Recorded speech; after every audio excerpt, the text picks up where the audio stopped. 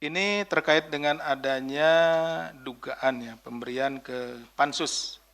Jadi berdasarkan keterangan dari saksi-saksi yang ada, memang ada upaya dari saudara Yeceki ketika pansus ini ada kan gitu ya, dibentuk kemudian memang kan bersidang gitu ya, bersidang. Dia ada upaya untuk memberikan sesuatu, tetapi ditolak. Gitu ya. Ini alhamdulillah pansusnya sangat bagus, berintegritas, jadi ditolak gitu ya pemberian tersebut. Yang menjadi ada perantaranya sudah kita minta keterangan, ada nanti di persidangan nanti ya, ada perantaranya, jumlahnya uangnya sekitar 1 juta US dollar ya jumlahnya, tapi ditolak. Ini juga menjadi salah satu uang yang dikumpulkan dari tadi ya, dari para forum-forum itu gitu kan, yang kemudian digunakan atas perintah saudara Yeceki untuk diberikan kepada pansus. Tadi juga ada pertanyaan dari Mas Rahmat, kenapa sih nggak dari awal gitu ya? Itu makanya tadi disampaikan bahwa di forum-forum resmi itu tidak disampaikan bahwa untuk kuota tambahan ini dibagi 50%, 50%. Itu kan tidak tahu mereka. Tahunya itu 92% sama 8%. Makasih, Mbak. Akhirnya datang juga. Nah, jadi sekaligus dengan yang Mas Rahmat tadi, baru setelah kemudian ramai gitu ya, pelaksananya sudah jalan. Nah, makanya kan sudah dapat uangnya tuh, yang untuk berusaha untuk diberikan ke pansus ini. Nah, seperti itu. Kemudian karena ditolak gitu ya, akhirnya itu disimpan, dan itulah yang menjadi salah satu bukti bahwa ada uang yang dikumpulkan dari jamaah, kemudian melalui forum tersebut, digunakan salah satunya atas perintah dari saudara Yeceki itu, seperti itu. Kemudian terkait masalah itu akan didalami, jelas akan didalami dan sedang didalami, bahkan beberapa sudah, karena yang pemberinya juga sudah kita yang berusaha memberi itu sudah kita panggil.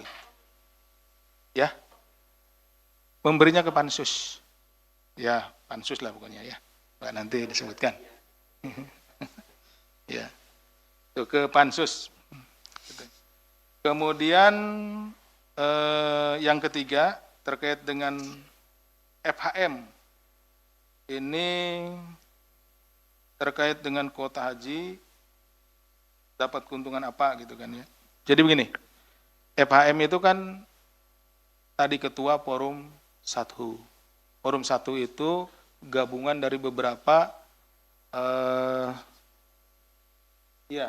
atau asosiasi dari para penyelenggara ibadah haji gitu ya, travel dari beberapa digabung. Nah, FHM ini adalah ketuanya. Nah, tadi ada kedekatan dan lain-lain, tadi juga kan dibahas ada kedekatan secara hubungan kekeluargaan dengan saudara D kan gitu ya. Nah, hubungan kan sama-sama jabatannya juga di kabinet waktu itu. Nah, seperti itu. Jadi saudara FHM ini beberapa kali berkomunikasi, ngirim surat, pertemuan gitu ya. Intinya bahwa ingin supaya forum 1 diantaranya ya, karena masih ada forum-forum yang lain gitu ya, seperti itu. Pemula asosiasi itu untuk memaksimalkan kuota haji khusus. Bahkan tadi dibilang lebih dari 8% pun yang bersangkutan siap gitu ya. Nah, kenapa? Karena memang seperti kita ketahui bahwa berangkat berhaji ini menjadi sebuah impian gitu. Nah, jadi sebuah impian sehingga berapapun yang ditawarkan gitu kan, ada aja yang siap atau sanggup gitu ya untuk berangkat ke melaksanakan ibadah haji tersebut. Nah, ini terkaitnya kemana? Ya terkaitnya dapat keuntungan lah, keuntungan finansial.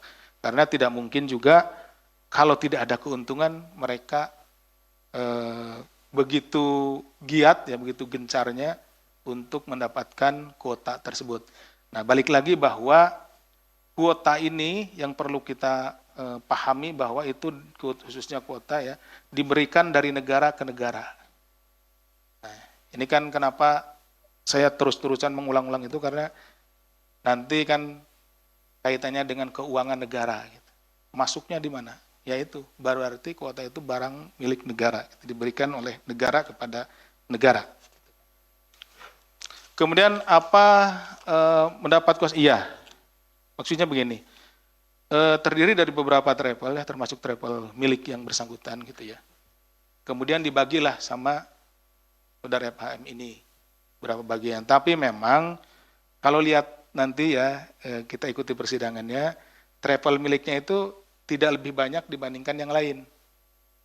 Nah, tapi sebetulnya travel-travel yang lain itu adalah bagian dari travelnya dia, gitu seperti itu. Kalau dilihat, oh ternyata kecil punya dia, gitu. Tapi nggak begitu sebetulnya, gitu ya. Jadi dia yang membagi.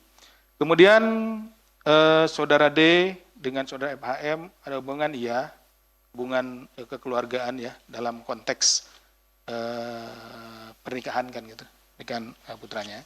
Kemudian Choi gitu ya. Jadi sebetulnya dalam delegasi itu kayak sebenarnya ini dalam delegasi itu kan dapat informasi, tadi kan delegasi ke sana ada informasi tambahan dan lain-lain.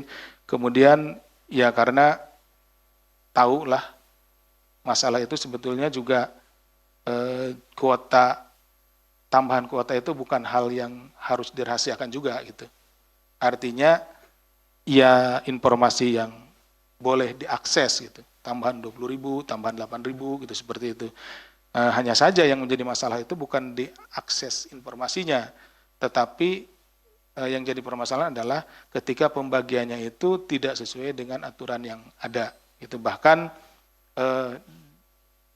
hasil pertemuan atau rapat dengan DPR sekalipun selalu mengacu kepada Undang-Undang Nomor 8 tersebut kan gitu tahun 2019. Kemudian apakah ada temuan yang pengkondisian? Mungkin rekan-rekan nanti bisa lihat, bisa buka-buka lagi. Kayaknya ramai tuh pansusnya kan gitu. Seperti apa kan itu, apa yang dilaporkan dan lain-lain. Mas Rahmat. Kemudian pansus adanya pengkondisian melaporkan tadi. Ya Mas sudah dijawab. Jadi pansus itu baru mengetahui kalau ini terjadi kesengajaan untuk membagi 50% itu setelah terjadi gitu. Nah, kalau mungkin ketahuannya sejak awal ya pasti saya kira pansus juga akan melaporkannya dan tentunya juga bisa dicegah. Tapi sayangnya karena memang pada saat pertemuan-pertemuan yang resmi gitu, mereka tidak menyampaikan bahwa itu memang dibagi 50-50 gitu ya, tetapi dibaginya ya 92,8% seperti itu. Kemudian berapa keuntungan yang diterima YCKI gitu kan, dan digunakan untuk apa kan gitu ya Mas Rahmat. Jadi sejauh ini keuntungan-keuntungan tersebut memang tadi juga Mas Rahmat kalau tidak salah menyampaikan atau Mas Fadil terkait dengan GA ini sekaligus jawab pertanyaan Mas Fadil. GA itu adalah staf susnya dari saudara YCKI. Jadi para pejabat di sana pada saat itu menganggap bahwa kalau apa yang disampaikan oleh GA itu karena dianggap representasinya dari YCKI, jadi dianggap itu adalah perintahnya dari YCKI. Begitupun dengan masalah keuangan. Jadi keuangan kalau sudah sampai kepada GA gitu ya, karena representasinya maka ya dianggap sudah sampai kepada YCKI. Artinya kalau misalkan saya mau ngasihkan uang kepada misalkan si A dan ada representasi si B yang nggak perlu langsung ke si A, langsung aja ngasih ke si B, karena itu sama dengan ngasih ke si A. Termasuk pengaturan keuangan, perintah-perintah dan lain-lain itu melalui si GA ini. Nah, termasuk juga salah satunya yang penggunaannya itu tadi yang diberikan untuk